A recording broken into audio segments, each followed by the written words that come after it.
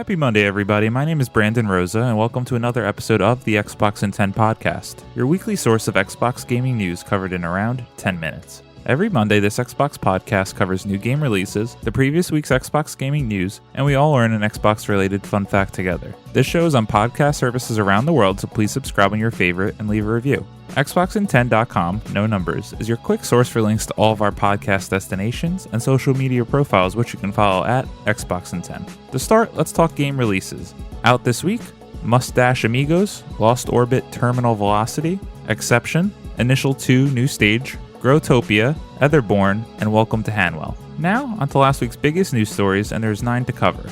Number 1. Microsoft patent reveals detachable Joy-Con style controllers. Matt Purslow at IGN reports, a new patent filed by Microsoft details a new design for removable game controllers that could function akin to Nintendo's Joy-Con controllers. As reported by Windows Latest, the patent was filed by Microsoft in 2017, but has only just been published by the US Patent and Trademark Office. The patent itself is for a charging device, but the removable input modules the device charges are controllers that can be attached to a touchscreen mobile device. Illustrations in the patent show the basic structure of a traditional Xbox controller that can be split into two halves. When in the charging device, they appear more like a traditional controller, akin to how Joy-Cons look when docked in the controller peripheral. The modules are designed to be attached to handheld devices in a way that prevents obscuring too much of the screen. The images show what appears to be two modules clamped to the bezels of a tablet, creating a switch-like setup. The patent describes that the controller modules can be removed when the user has finished playing, and then reattached when they want to resume play. The patent notes that the controller could be attached to the same or a different touchscreen device, suggesting that the controllers are not designed for exclusive use on a single system. Patents come and go from these companies all the time with technologies and products that the world never sees. I hope this one is true though, and Microsoft finds a way to pair xCloud with these controllers and our phones and tablets. Xbox would then almost have a portable console akin to the Nintendo Switch, and it would entice me way more to play xCloud on my phone in bed. One could dream, right?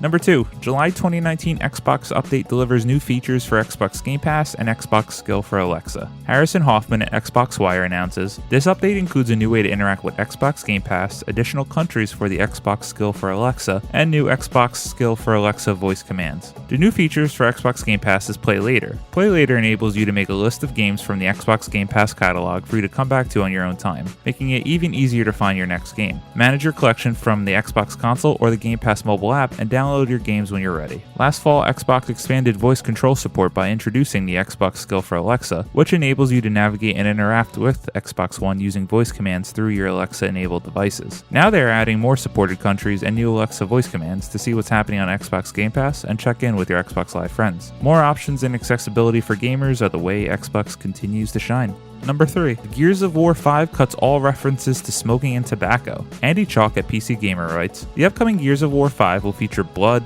guts, guns, explosions, guns, ugly aliens, scowling men and women, guns, gunfire, guns with chainsaws, and guns. What will not have, however, is tobacco products. Anti-smoking organization Truth Initiative approached E-League about making Gears 5 smoke-free, according to a Variety report, which in turn worked with Microsoft and the Coalition to remove all references to smoking from the game. Quote, I've seen firsthand the devastating impact of smoking, the Coalition studio head Rod Ferguson said in a statement. It's always been important for me to not use smoking as a narrative device, which is why we made the conscious choice to avoid highlighting or glorifying smoking in Gears 5 and throughout the Gears of War universe moving forward. A story you may not expect to see or hear, but one that I think is for the better. Good job, the Coalition. Number 4. Call of Duty Modern Warfare's new 2v2 mode is an antidote to Battle Royale fatigue.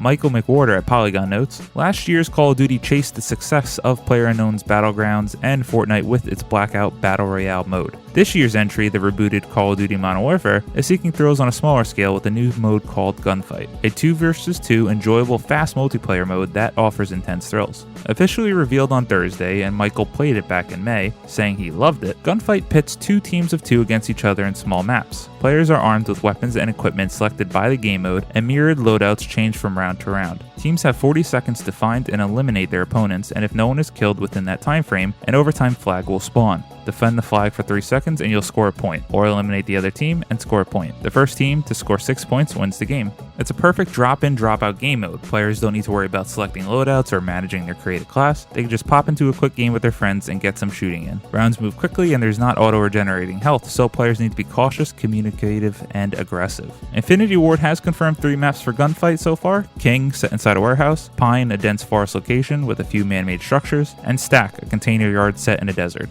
Modern Warfare 2, specifically the multiplayer, is one of my favorite games of all time. The announcement of this mode, it continues to fuel my hype for the game. October 25th cannot come soon enough. Number 5, Playdead's been hiding images of its next game in job listings. Vicky Blake at Eurogamer writes, "The studio behind wacky puzzle platformers Inside and Limbo, Playdead, has been secreting screenshots of its next project within its job posting advertisements. While it may seem as though Playdead hasn't shared anything concrete beyond a solitary image shared on Twitter way back at the beginning of January 2017, and then one more in March 2018, turns out we might just have been looking in the wrong place. A number of screens from a game that we know don't come from either of Playdead's prior releases have been included in some online job listings. And while some were clocked by Reset Era a few months back, a couple more have popped in since then. If you're fans of Playdead, I encourage you to check out this article to see the images for yourself. It appears they're going in a more outside into the world art direction, which excites me as it will differentiate itself from their previous 2 fantastic games." Number 6, the Division 2 free update brings new missions and a new mode called Expeditions. Austin Goslin at Polygon reports, "One of the biggest parts of the roadmap for the Division 2's updates is its episodic content that Ubisoft promised from the beginning. After a few updates, including a new specialization and the game's first raid, the developer has finally revealed the first part of Year 1's free content, Episode 1 DC Outskirts Expeditions. Episode 1 will be released on July 23rd for players that bought the Division 2's Year 1 pass, and on July 30th for all players. The biggest new feature coming with Episode 1 is the new Expedition mode. This is an entirely different type of activity from anything that's in the game now. Expeditions will take place in specific areas that are split into different wings. Each wing will have a specific theme and various enemies to fight through, but be released week by week.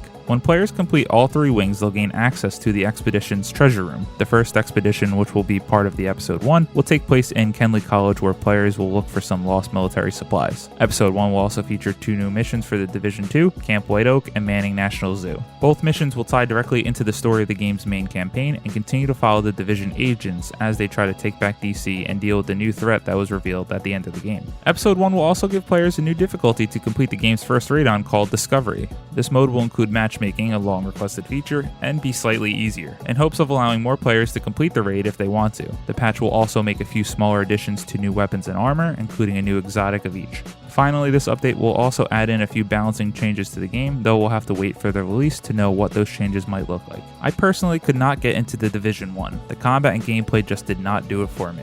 With all that amazing pre-release trailers and first gameplay looks of the first game, the Division 1 actually goes down as one of, if not the most disappointing times I've ever felt with a game. But for those enjoying the Division 2, more free content to play with. Number 7, Batman Arkham Collection leaks on Amazon reveals release date and cover art for Rocksteady's Special Edition trilogy. Alex Savard at Games Radar notes, "Thanks to the ever most reliable of video game leaks, Amazon, we now know that the Batman Arkham Collection is real and it's coming out a lot sooner than you might think. This isn't to be confused with 2016's Batman Return to Arkham, which included remastered versions of Batman Arkham Asylum and Batman Arkham City. The Arkham Collection features both of these titles and the Game of the Year edition for 2015's Batman Arkham Knight, which includes all post-DLC and Earth 2 Dark Knight skin for the Caped Crusader. Oh, and if that weren't already enough, the retail version also comes all wrapped up in a special steelbook case. Part of the leak, this collection appears to be coming out on September 6th. It's very puzzling to now almost release 2 collections of the series on this generation of consoles, but at least you get all 3 games now for those who haven't played.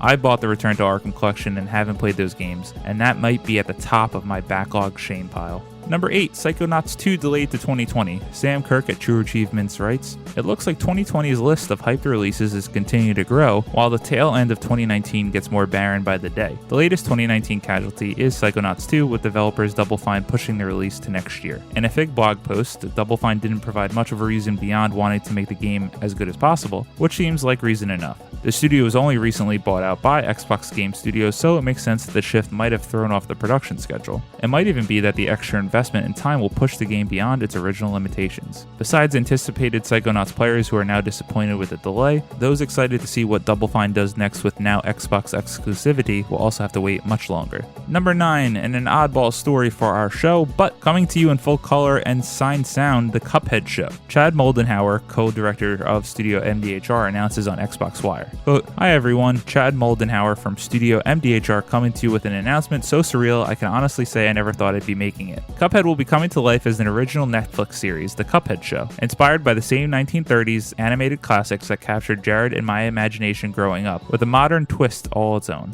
This show will follow the many misadventures of Cuphead, Mugman, and the other residents of the wondrous Inkwell Isles. We're beyond thrilled that the show will be in the talented team at Netflix Animation as they reimagine our little animated adventure for an entirely new audience." For those of you who also love Cuphead like myself, I wanted to include this more entertainment news story as I want to highlight the beautiful brand that is Cuphead. Go play and check it out. As always, before we end the show, we all learn an Xbox-related fun fact together, and this week's is about the Xbox One. When the Xbox One was released on November 22nd, 2013, 1 million consoles were sold within the first day. I myself was waiting outside of a Best Buy all night until they opened the doors, where I got my Day 1 edition, and I also picked up Call of Duty Ghosts, Dead Rising 3, Rise Son of Rome, and Battlefield 4, spending so much money, but well worth it as I love Xbox. Thank you all for listening to the Xbox in 10 podcast, your weekly source of Xbox gaming news covered in around 10 minutes. If you like the show, please subscribe on your favorite podcast service, share it with your friends, and follow on all social media at Xbox in 10. Unfortunately, this week I haven't had any time to play video games. I've been working the night shift at my job, but I'm excited to start next week on Halo 4. My name is Brandon Rosa. You can follow me on Xbox at Brosa93. I hope you all have a great week and keep on gaming.